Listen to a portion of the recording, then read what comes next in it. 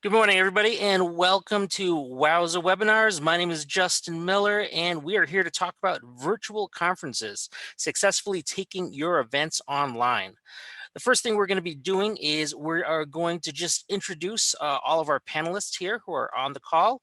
We'll talk about the rise of virtual events in 2020, how you can deliver an exceptional viewer experience, some of the overall cost effectiveness of that. We'll do some proven real world Wowza use cases, as well as take a look at the streaming workflow requirements for virtual events.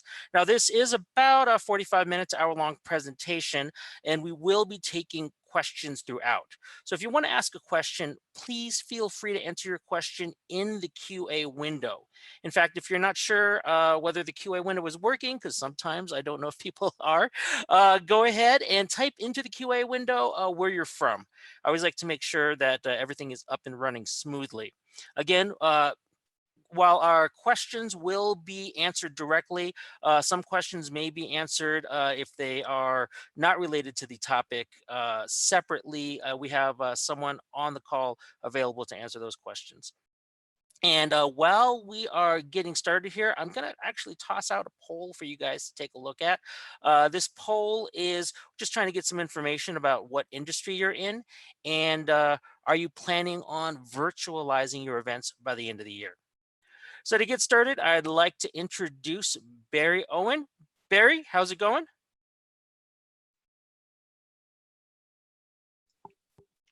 And Barry's Sorry, muted. couldn't find the button there. No problem. Howdy, everybody. Good to be here. I think Barry's our VP of Solutions Engineering. And Barry, I'm sure that most people on this call right now are used to dealing with teleconferencing right now and having issues like that. That must be a pretty regular experience for everybody. We also have Mac Hill. Mac is our Senior Manager of Service Delivery. Mac, glad to have you. Glad to be here. Thanks, Justin. And we also have Tim Doherty. Tim is our Director of Sales Engineering. Tim, how you doing? It's great to be here. I think we're going to talk about events today, and I've had some coffee. I'm fired up. I'm ready, Justin. So let's roll. Awesome. Well, hey, let's just jump to the first slide. Guys, I'm going to end that poll right now. If anybody wants to just see the results, we're kind of curious where people are coming from. You can see that most people are coming to this webinar interested from the media, sports, and entertainment industry.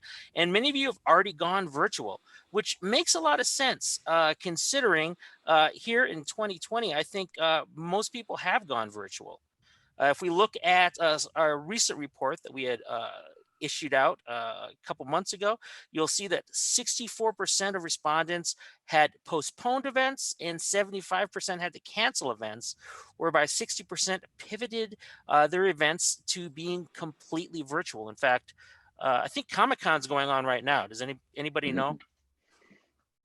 Is that completely virtual now?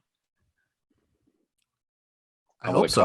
How will the costumes work then? Yeah, I have no idea how that would even work out, because I would think you'd want to be there and dress up as the Mandalorian, or I guess that's not really a comic, but aren't you glad that we have the technology to go virtual? I just think about it, 20 years ago dealing with this, and it could have very well happened then as much now.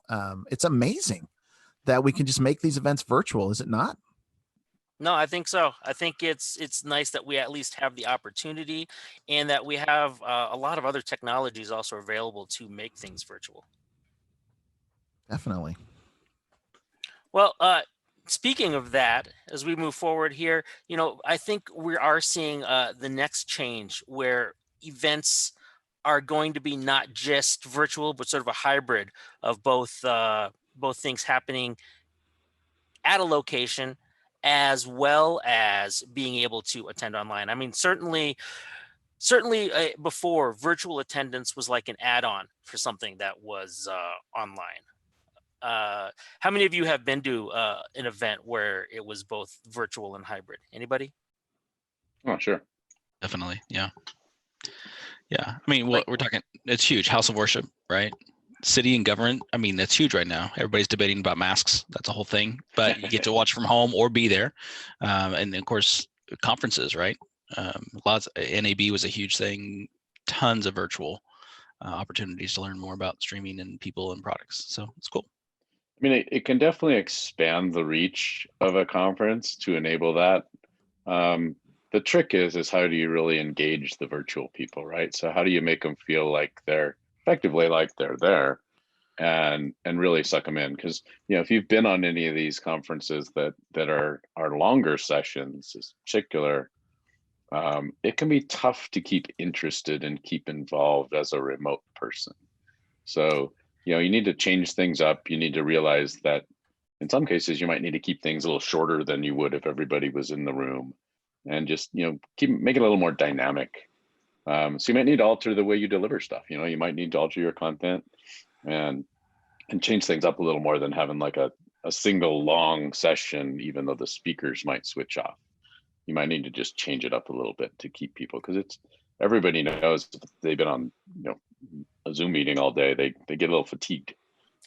True, but that being said, a lot of when I think of like major conferences like CES, you'll have, or like Photoshop World, something like that. They have many training sessions, right? And everyone goes to these training sessions separately.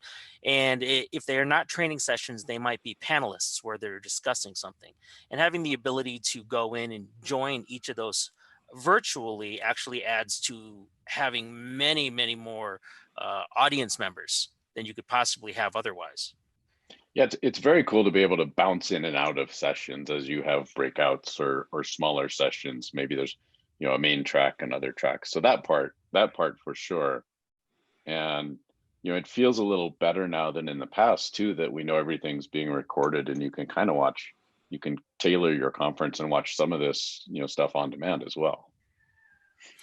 So that all being said, I'm going to launch another poll right here just to see how people are feeling, whether people are planning to deliver anything virtually in the next 6 months, or if they do, how they plan to deliver their streaming content.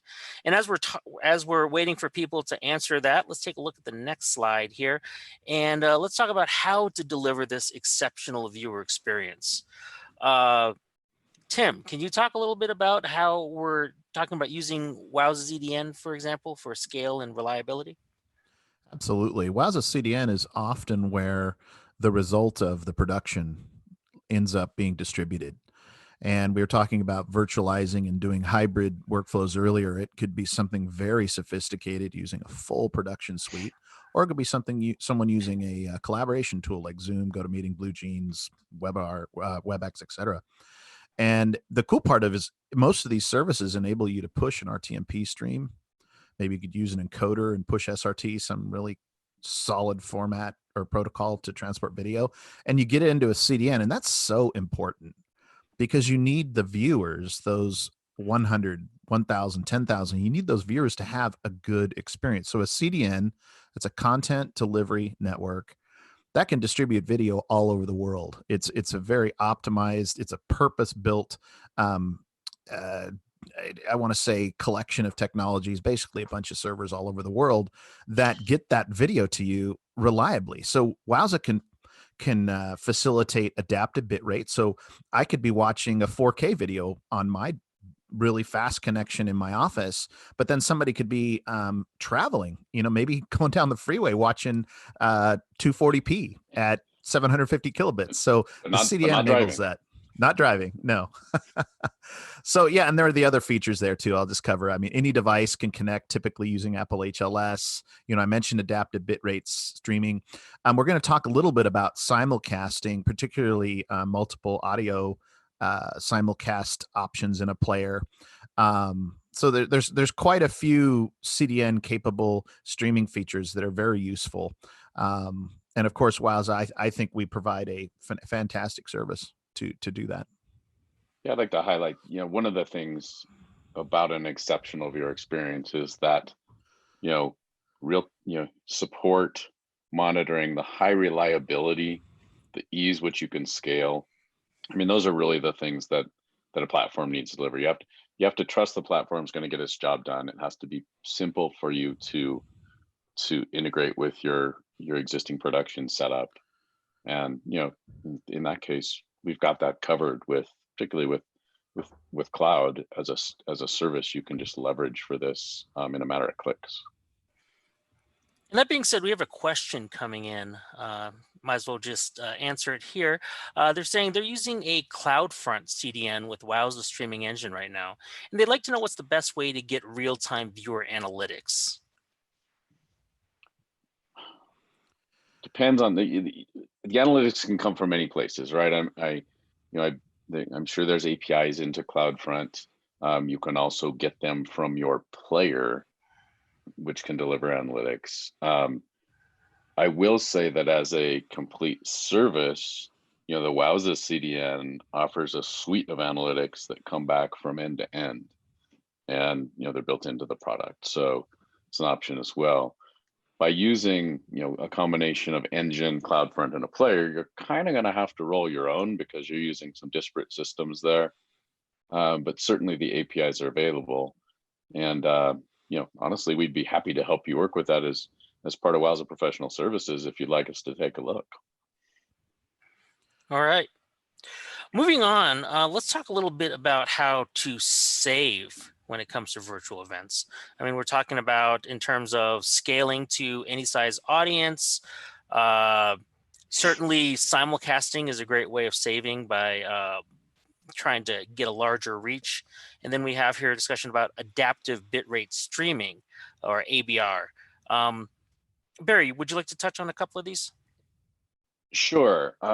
These all kind of go hand in hand. So, by leveraging the Wowza CDN, as Tim mentioned, you have the advantage of a global network that's delivering streams and optimizing the quality that you're going to get that last mile by pushing the stream as close to the end users as you can.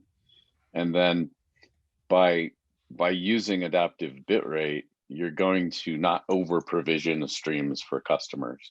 You don't need to send a 10 meg 4K stream to someone who can only view it on a 640 device, right? So you're going to give them the appropriate level of quality for both their device and their network conditions, which ultimately saves you money and optimizes what you're going to spend on bandwidth as you scale.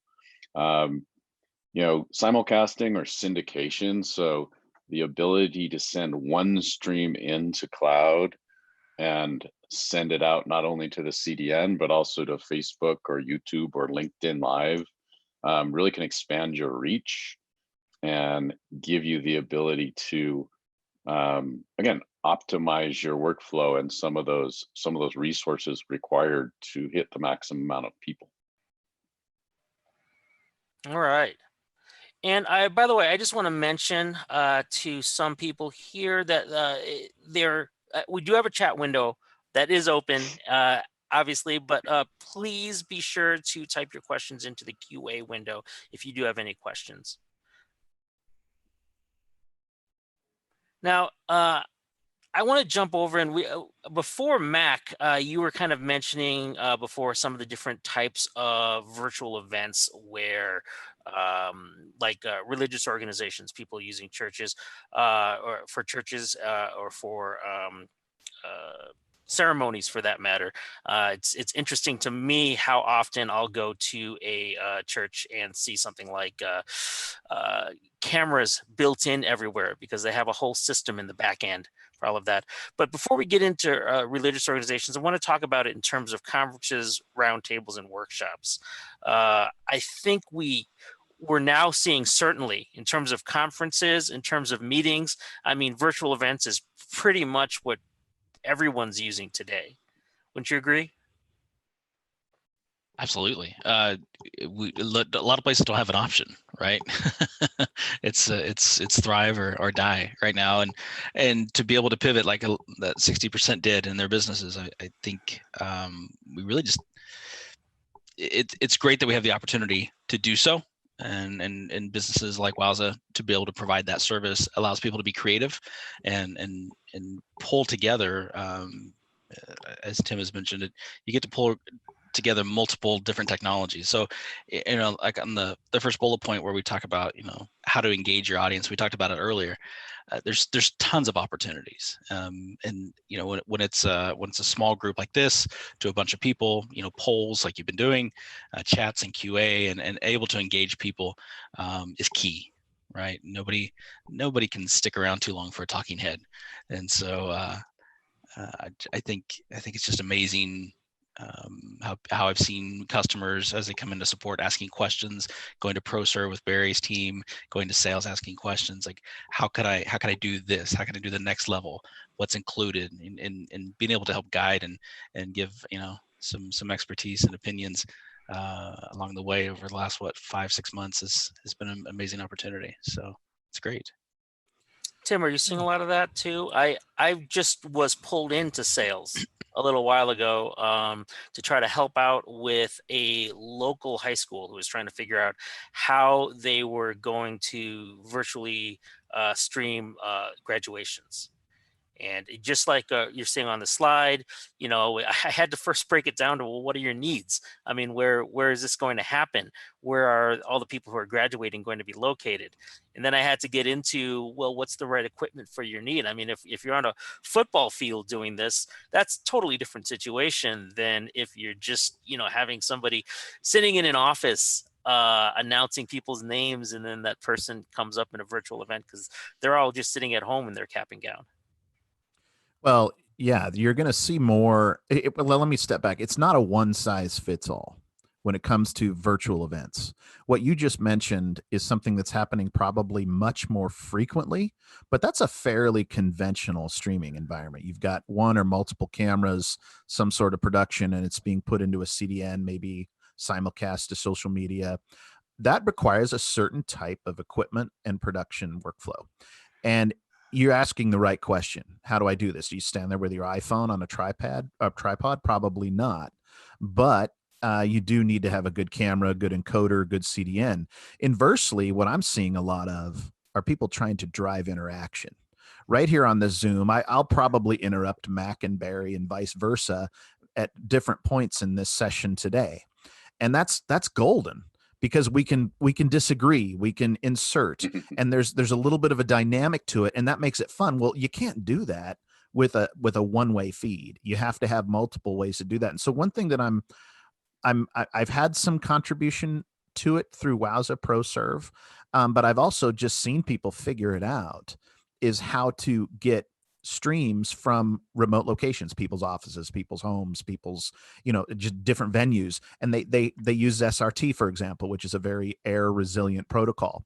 Wowza supports that, by the way, and they get it to a central location and they mix it. They may be doing that with Wowza and some very sophisticated software, web applications, or they may be doing it with a video mixer. But the point is, people are learning how to maintain interaction, but at the same time, what you're seeing in that 16:9 frame on your screen is a high quality, well-produced experience. So my prediction, and what I am seeing, is a continued growth and evolution of high production quality, but interaction at the same time. There are so many ways to do that. There's expensive ways, inexpensive ways, and that will be determined in time. But I definitely think that's where a lot of folks are taking their streaming operations. Yeah, I think you're seeing a lot of increased remote production capability, right? So people can, by leveraging technologies, like Tim said, hey, maybe I have a decent camera and I can send stuff up with SRT, whether I'm using a Clearcaster or something else. Or maybe I'm just going to use WebRTC and collect content from folks, sitting at home with their browser, but I'm going to upload that, I'm going to collect all these sources at a central location and really be able to produce something that looks good, professional, even mix in pre-recorded content. We've done a lot of graduations this past few months, and one of the things we notice is, some of the really well done ones are doing a real nice production. They're mixing recorded, they're mixing live, and they're delivering a really good final experience to the people watching. All right. And that all being said, I think we've already talked about religious organizations a little bit, and I think it's some of these points that are listed underneath are because they become a little more important when you think about it in terms of larger productions, as Tim, you're talking about in comparison. With the ones that are listed here, for example, you were just talking about, Barry, considering pre-recorded content when doing part of these events. There are certainly music copyright concerns. I am really big on copyright. It's always been an issue for me because whenever I'm working on stuff, certainly B-roll comes into play, and I start worrying: do I have the right to use something? Do I not have the right to use something? And especially when we're talking about the need to multicast, whether Facebook or YouTube or somewhere else is going to take my content down because I've chosen to use that. Let me comment on that, Justin. Yeah. Just because I'm not going to say this has been one of the top issues that churches have asked us about. It's the top issue that churches have asked us about, and that is the copyright issue. It's not to be diminished. I can't overemphasize enough the importance of honoring intellectual property. But you also have to know that if you're pushing your content as a church into Facebook, into YouTube, you're giving away that content. That's what the agreement is. So it becomes YouTube's video or Facebook's video. So all of a sudden, this multi-billion-dollar corporation is responsible for you playing that 3-minute track during, the beginning of a church service or something like that. So one thing that they do have licensing for, and I would encourage people in the house of worship, in churches, to go to CCLI and look at the specific licensing provisions that are there. I'm saying that in somewhat of a disclaimer capacity, but I can tell you this, that Wowza is your content delivery network. You are responsible for what you put on that CDN.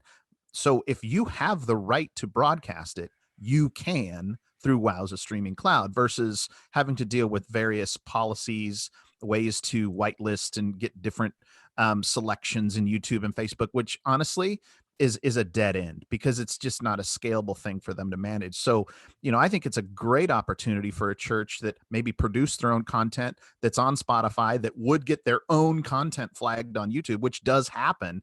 You use a CDN, and yes, it's a premium service, but it's yours. And I appreciate you letting me indulge that a little bit, but it has been the primer. I've received dozens of emails on this topic, and using a CDN is a great tool for churches and religious organizations. All right. Yep. And just as a point to that too, when we talk about it in terms of pre-recorded content, not necessarily, for example, what they're singing or what productions that they're doing there, there is huge libraries now available of pre-recorded content that do also have the licenses with them. You can get the license if you need the license to prove to a place like YouTube or Facebook that, yes, I had the license. It was okay for me to do this. So there are options out there rather than just pulling things from places where you shouldn't be. That being said, I had some couple questions come in, and before we go into some of the virtual use cases here, I did want to hit them. Sergio was asking, is it possible to live stream audio in several languages? Tim's actually going to go into that in depth in about 3 slides. So let's actually pause that one and let him know that we're gonna beat Good that call. one to death. All right, no problem. Sergio, if you could wait, we would definitely appreciate it. The second one is a question we get asked quite often. So I'm just going to throw it out there because we always get asked it. I can see Mac is laughing because he wanted to put a disclaimer right at the beginning of this webinar. It's kind of like the drinking game, right? It's like, okay, who wins? Yep, I'll sip. All right, and I'll sip too. Brendan is asking, what you're describing is what we're doing as well. High quality video production sent out as a high-end webcast using Wowza as our CDN. The question is, why are you using Zoom for this presentation? Shall I answer that since I'm the webinar producer, I suppose? You should. It's You your created choice. the content, didn't you? That's great. I mean, certainly Wowza as a company, we do live video streaming. We don't necessarily do what Zoom is doing for us right here, which is allowing for multiple people to talk to each other We certainly give you the capabilities to set that up. In fact, we have some great new WebRTC capabilities for that right now, but we don't make that tool. And beyond that tool, there's also a number of other things that having a webinar service provides, such as being able to show you those polls and get analytics after the webinar is over and have you register for the webinar. So there are many integral parts of a webinar, and I could go on more, but I'm not going to. I think that's enough. I would say it'd be interesting, at some point, if one of you customers out there has built an interesting webinar platform on Wowza, let us know and we'll give it a shot and run through its paces. That's a great point. I was on a webinar, or it was a Facebook Live session with Epiphan about 2 weeks ago, and they put it all together using their technology. And it's one of those things that could easily involve Wowza as a CDN. So it's not like it isn't supporting what we do, but it was awesome. I was so impressed with how they were able to facilitate a webinar and use their own chops to do it. It was cool. Well, that being said, I mean, I've looked at several other companies that use our services, and we're talking about possibly using them instead. So right now, Brendan, Zoom has been a tool that we just had in the office for the longest time, so we decided to continue using it. But certainly, we're very open to using other options there, especially ones that use our own services. So yes, if you'd like to talk to me, send me an email, webinars@wowza.com. I definitely would appreciate it. I hate sitting on a slide like this. So if you guys don't mind, I'm just gonna jump over. Maybe we'll talk about one use case, and then we'll answer a couple questions, because this having this slide up is completely useless to anybody staring at our screen right now. We want to talk about a streamlined user experience, and let's Mac, I'm going to have you talk about this first, and then maybe we'll jump into a couple questions if you don't mind. Sure. So as far as streamlined, user experience, I'll take Wowza Cloud as the primary. I mean, Engine is definitely an option, but if you're looking for something simple, plug and play, get up and going, host your event, this is pretty handy dandy to use Wowza Cloud. So obviously Wowza Cloud, you have the ability to do everything we talked about. You can do adaptive bitrate, providing 4K down to the lowest 188 on a mobile device by default. You can add captions. You can bells and whistles will provide the players. There's countdowns. There's all kinds of great things. You can schedule it. It's all part of Wowza Cloud, right? So the key being streamlined, simplest thing that we put out right when COVID started was, everyone wanted to jump in real quick. Not everybody had the time, energy, and effort. I mean, it was hard to buy anything off Amazon because everybody was buying it. Everything from green screens to encoders to toilet paper. Everyone was getting everything, right? And so just try and buy a webcam these days. Exactly. I couldn't even find a new green screen the other day, right? I mean, it's just everyone's doing it. Everyone's from home. And so how can I, in this moment of what felt like crisis for many people, how can I immediately get my face on screen to talk to people, my teams, my customers, my conferences that I'm trying to pivot to? What was that? And so that was one of the first things that we were able to do is provide a WebRTC publishing page.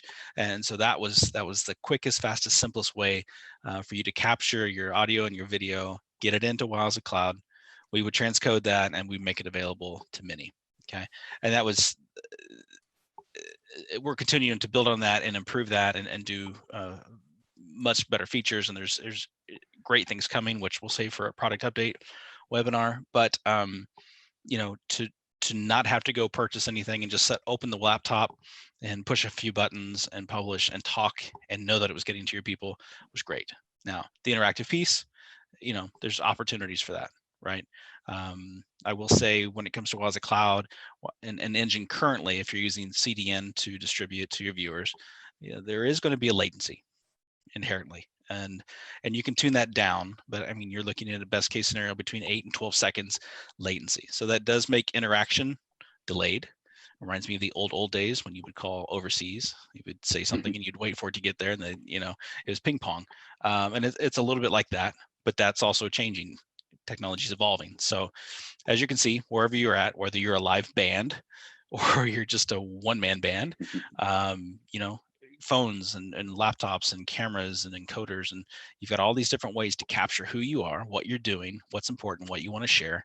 You can put it into Wowza Cloud, or you can put it into Engine, and Engine ties nicely right in with Wowza Cloud through some targets, easy to configure, easy to get it out, and then you hit all of your devices, right? It really is very simple. The picture really does justice to the process. And I would always say, I'm kind of biased towards the support team. You have questions, ask. I believe we give phenomenal support to our trial users.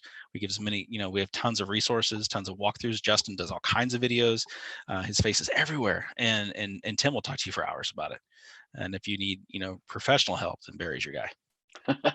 I need professional help, Mac. Yeah, Tim does. Right. I spend time with Tim on that regularly. Barry knows. So one of the things I'd like to add here too, particularly for virtual events, conferences, things that people would normally pay a fee to attend.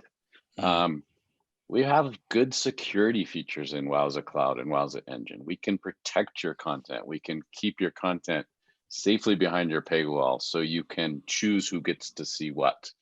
And that's a key part of this. As this grows, some of this content's it's valuable. It's for specific audiences. People are willing to pay premiums to see that content. So we can help you protect that. And I want to, that's important that we have these end-to-end secure workflows you can leverage, and that'll really help you as you virtualize your previously non-virtual events. Good point. All right. So I do have a question that came in. Chris Watson is asking, the tricky thing we find with the interaction side of things is the latency when streaming sessions over Wowza Streaming Cloud to a web portal, where we are asking people to submit questions and polling responses via an HTML embedded service such as Slido, especially when you are transcoding for different connection speeds. Just like when we sort of talk here, as it's mentioned in the event plan benefits, adaptive bitrate streaming, certainly. And it's not necessarily the adaptive bitrate, the transcoding, that's adding that latency. It's the inherent nature of how HTTP video is delivered, and one of the reasons it's relatively cost effective to scale. So it's all about trade-offs, right? So if latency is the most critical thing to your workflow, for whatever that means, there's ways to scale it, but they're a little more expensive than reaching 1 million people over a global CDN. We can tune it down, as Max said. You can get in that 8 to 12 second range. But I will say, in the next 6 months or so, you're going to see some real advances there as some new formats come out for low latency HLS and low latency dash. You're going to see those latencies drop significantly and be able to still scale them in a cost-effective way. So lots of stuff's changing, and lots of stuff's going to get better in that regard. And depending on the number of viewers, you're going to start to see more cost-effective ways to scale things like WebRTC as well. So options abound, and as the technology evolves, I think you'll see some real interesting stuff there. Certainly. Sorry, Mac. I was just gonna move us to the next slide as they're talking about this, because certainly, when they're asking, how do we best reduce latency while we maintaining flexibility, right? And as Barry just mentioned, low latency HLS is on the horizon. People are definitely looking and interested in that. But certainly, there's WebRTC, and I'm not really sure what type of streaming they're doing, but certainly. I think we've already proven that our WebRTC capabilities, if you're just talking about somebody streaming from their laptop, are pretty low latency. Yeah, like I said, it's still subject to the HLS output, right? So because we're doing chunks, the lowest we can do is 2 second chunks right now in cloud. You get, like I said, 8 to 12 seconds, depends on your first mile, how long it takes to get there and get processed and get it out and get it to CDN and then get it to the viewer. So those are all pieces and parts that play into that, right? The thing I wanted to say regarding the latency and interaction, I think the biggest thing that we see in support and that we try to be very kind in the way that we encourage, is that you have to also set the expectations. Like, these questions came in like 10 minutes ago, but we're getting to them now. So does your interactivity need to be a real-time thing? Or is it something where you can have someone queue questions, engage them, and be like, hey, thanks, Chris, we appreciate your question, right? We're engaging Chris. It's not a conversation, but it's like a town hall meeting. Like, somebody gets up, they say something in the microphone, then they go sit down and the panel says something, right? You just got to set the expectations and the tone and know what you're getting into, especially if you're an event producer. You can set those expectations. Yeah, and these virtual panels, if you will, which is more or less what this discussion is, we have those capabilities. You can set up, a handful of WebRTC inputs into Engine, have those people be interactive, collect that stream up, send it out to cloud, distribute it. So you can have these hybrid workflows where you have the interactivity among the people talking, and then we can go and like Max said, it's like the questions are getting answered in the flow of the presentation. It wasn't like somebody said, hey, your hair's on fire, you better take a look, and we had to answer right away. No, point well taken. When I think about a town hall meeting, or even this for that matter, some of these questions came in 10 minutes ago and we still haven't been able to get to them. So how low latency do you really need? I'm curious, Chris, what latency you're currently getting, and what basically where is the concern?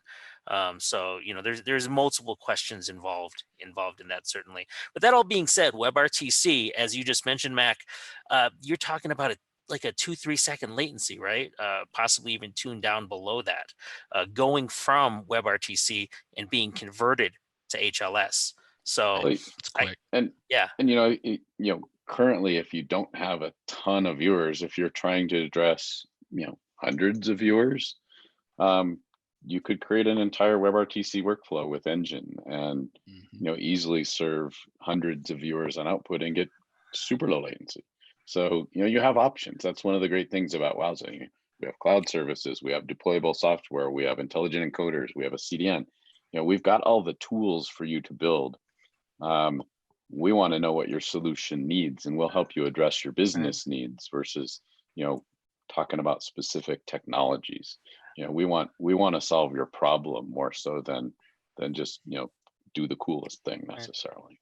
And I think that question had been related to slides at some point, and I do know also we have some great examples of how to use WebRTC for this lowest latency possible on GitHub.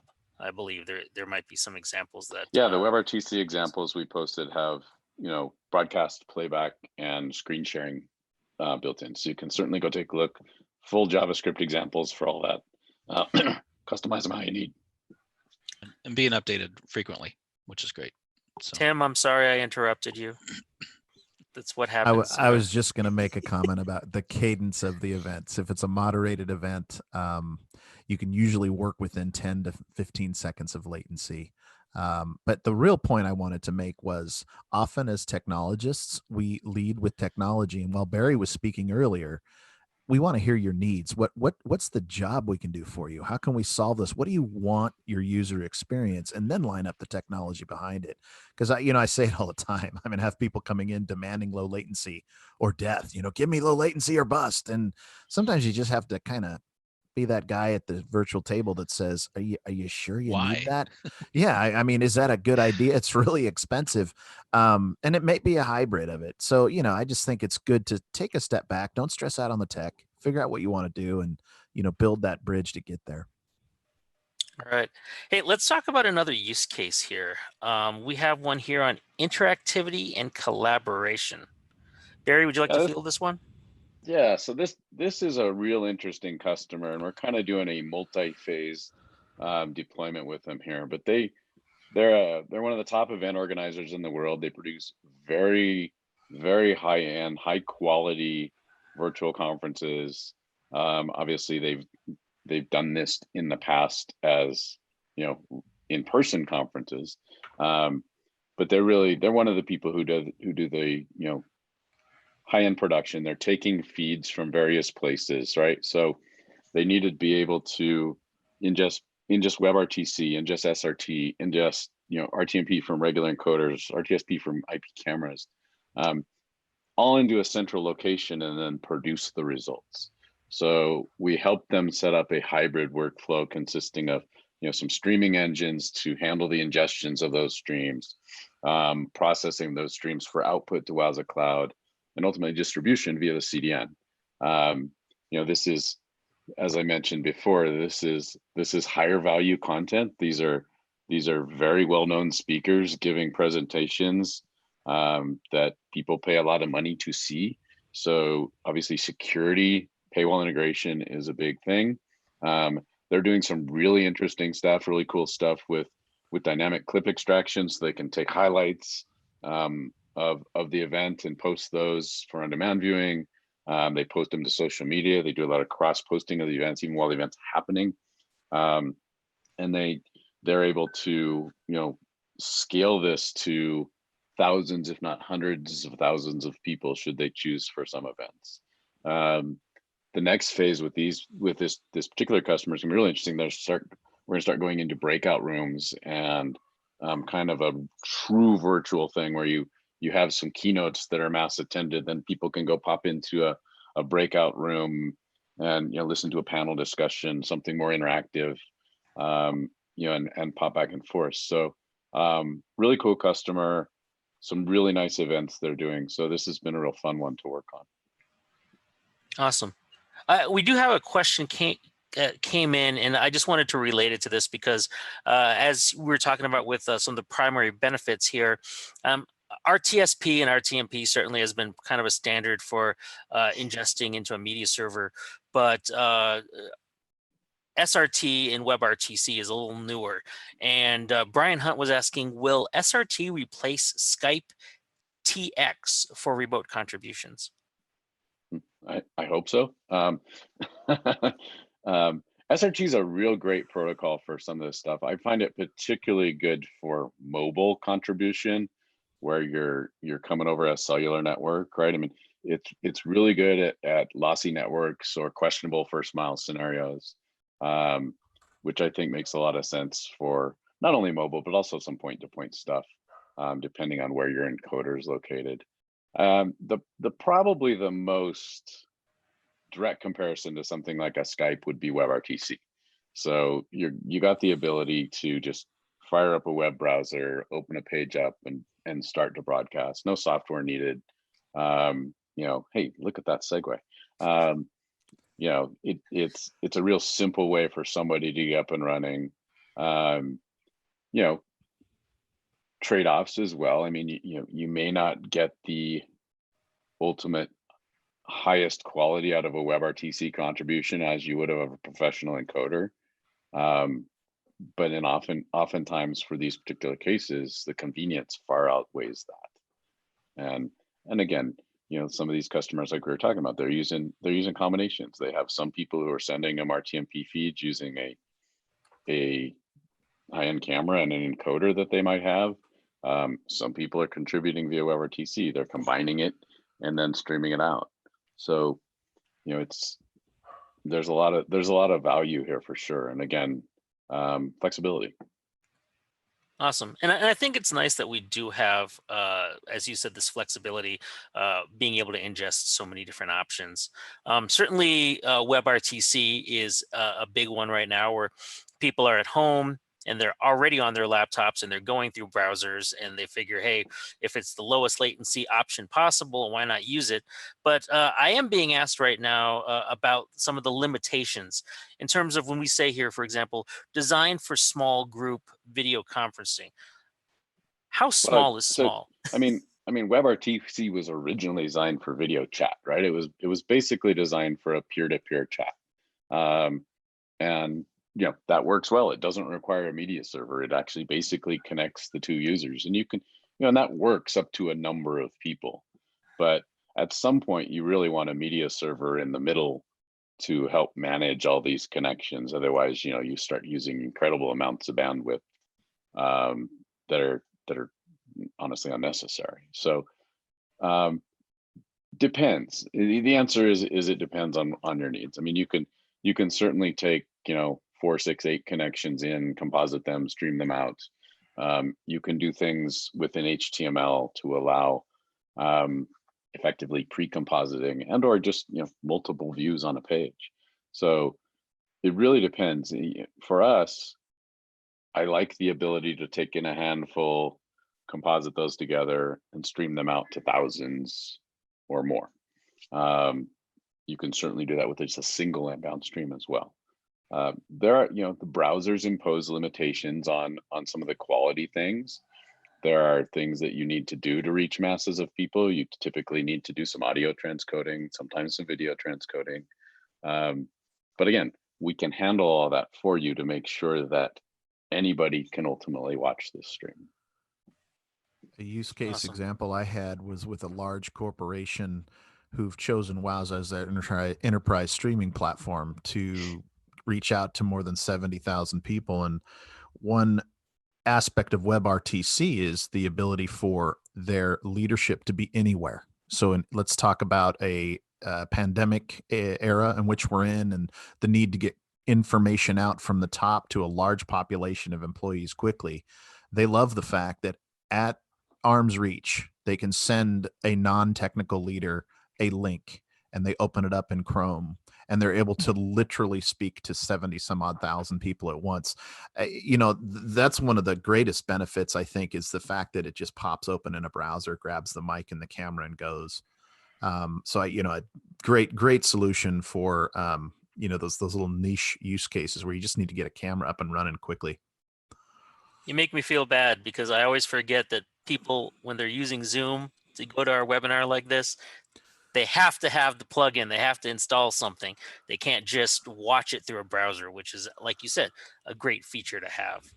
And also, while we're looking at this, I mean, we are 4 people. We're sharing 4 screens, which, as Barry was just mentioning, WebRTC is fully capable of handling that and then rebroadcasting that to hundreds, thousands, if not more, of viewers who want to watch this conversation and see these slides. All right, I'm going to move forward here. I know someone, Sergio, I believe his name was been waiting to get his question answered we regarding. promised. Yes, we did promise, and I remember multi audio.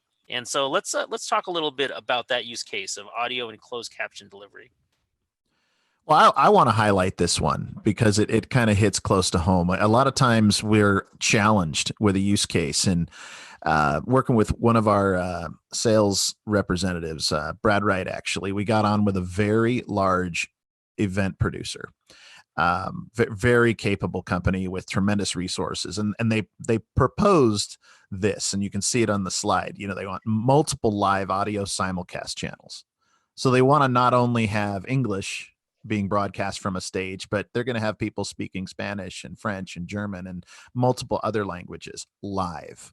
Second thing, at the same time, they wanted closed captions, and not just one closed caption channel, multiple. And they want it to be redundant. And so, I'll be honest with you, I started listening to these requirements and I was kind of thinking, this is going to be really hard. A few years back at IBC, we did this with VOD, and it's really quite simple to do with VOD and SMIL, but doing it live was crazy. So I got with one of our solutions architect, Andrew Kennedy, and he actually figured it out.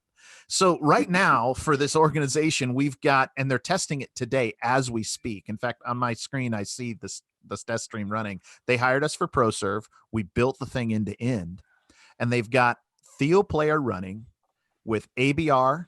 So you go to the little gear and you can choose your bit rate or let it automatically choose. You've got multiple live closed captions and multiple languages. And it might not sound like a big deal, right? But you're actually forcing that player to choose video and audio from different encoder sources. And you're talking about time codes and variances. It's really intricate. We figured it out on Wowza streaming engine, how to do it. And Wowza basically strips time codes and manipulates the multiple streams that are present in Wowza server, normalizes them, and normalizing them is a very general term. And then we get them into a distribution mode, which is basically Apple HLS. So it's amazing that we were able to take, for this company, Wowza streaming engine, take in all the streams, audio and video, convert it get it into a not ultra low latency, but minimal latency, so that it could be distributed, and it's going out to more than 1,000 people at a time. So really, we're really pleased that we were able to figure it out, and it's an example of how multiple technologies can be blended together to do something fairly advanced. And it does highlight some of the depth of engineering knowledge we have in streaming on the Wowza side, but also just what the technologies can do today. So, again, great use case for a very, I would consider, advanced streaming workflow. And the thing I love about this one is it truly highlights that, a lot of these events truly are global. I've been to lots of events where you put on headphones and listen to it in English, where the speaker may not be speaking native English. So you're really duplicating that workflow that you would have gotten in person, and you can reach, a vast audience by allowing them to either hear or see an alternate audio or text feed, so they can really get the most out of the presentation.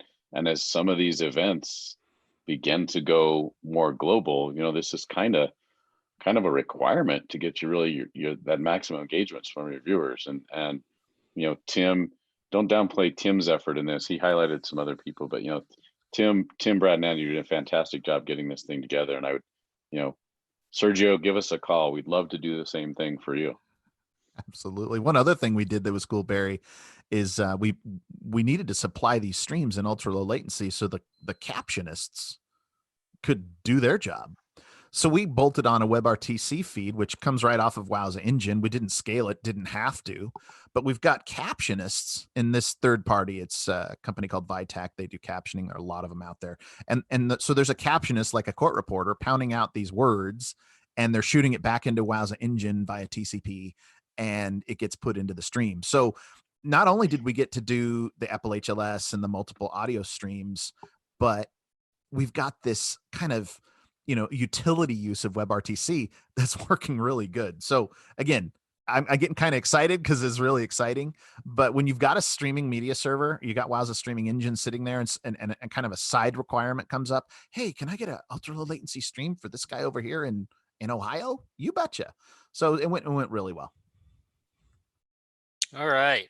And I know someone was asking earlier, even, do we do this webinar in Spanish? So that sort of highlights the fact that people do want to hear things in other languages. That all being said, if you do want to speak with someone to help you figure these things out, we certainly do have streaming professionals here, and you can definitely contact our support department. For those of you who are asking more about WebRTC, there's also some links to trials that are available right there for you to check out. I wanted to answer some other questions that are coming in. Some of them were related to that.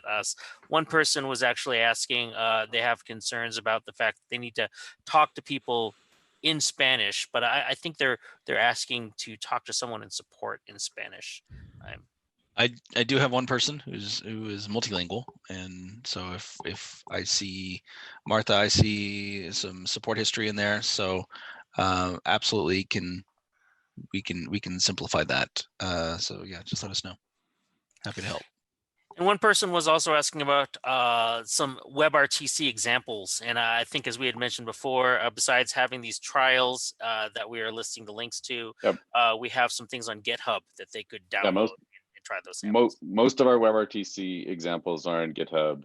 If you're trying to do something you don't see there, because we're always, on my team in services, we're always creating new stuff.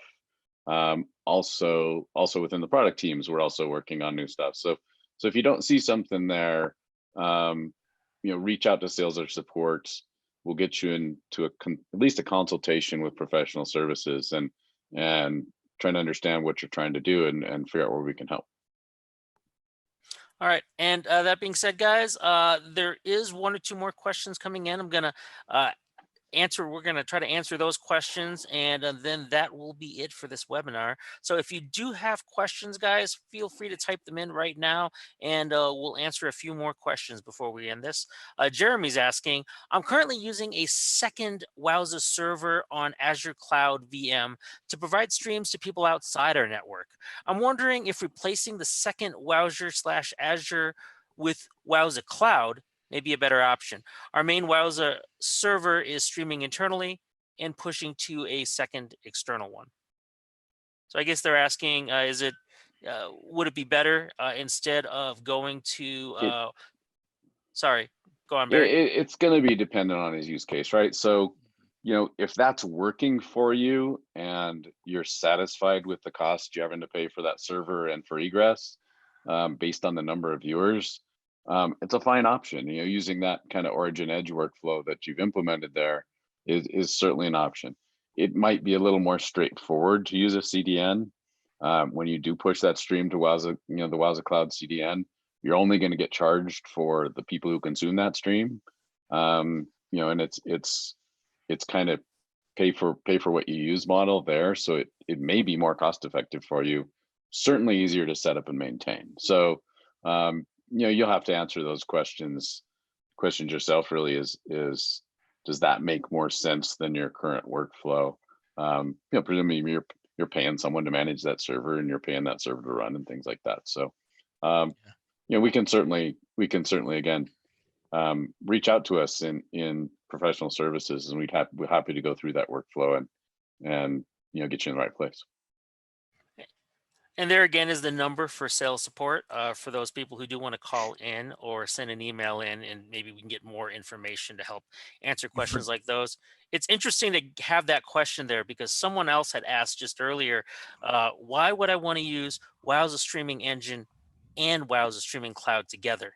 And now here's someone who is asking, will that work best for me for my use case? Yeah, So, I mean, we see hybrid workflows all the time where it makes a lot of sense for somebody to have a streaming engine on-prem or in the cloud that they're doing something specific with, and then move that stream to Wowza Cloud for distribution. So really depends on your workflow. And we've designed workflows in lots of different ways for people, really keeping in mind what you're trying to do. So for those of you, it doesn't have to be an either or. I did interrupt you, Justin, but hey, that's interactivity. I mean, it doesn't have to be either or. The gentleman speaking earlier about I've got a Edge server in Azure. You can also go to sales and sign up. Go to our website, sign up for pay as you go, and use Wowza Cloud as well, and see if you can augment what you're doing with cloud. And the same thing with what Barry had mentioned as well. You might be able to use both and come up with something that's really powerful for you. But I do see that in our questions. What's the difference between cloud and engine? And should I be doing this and that? Well, just take a deep breath and recognize that these services are very synergistic. They all work very well together. So contact us. We'll give you the absolute best guidance we possibly can. in fact, I'll go the other way around here. If anybody does want to be contacted by our support department rather than you try to contact them, go ahead, write in the Q&A right now that you'd like to be contacted. We have your email address, certainly, because it's a webinar, and that way we can contact you directly and see what we can do to help you. I think you forgot to put Mac Hill's personal cell phone on this slide, Justin. He did. And my LinkedIn and my hidden Facebook. I'm just kidding. I got nothing. My bad. My anti-socials. All right. Well, that being said, guys, I want to thank you all for joining us today. Tim, so glad you could be on this. Barry, thanks again. You as well, yep. Mac. I hope they don't find that hidden Facebook page of yours. But that being said, thanks all for joining us, and you all have a great evening.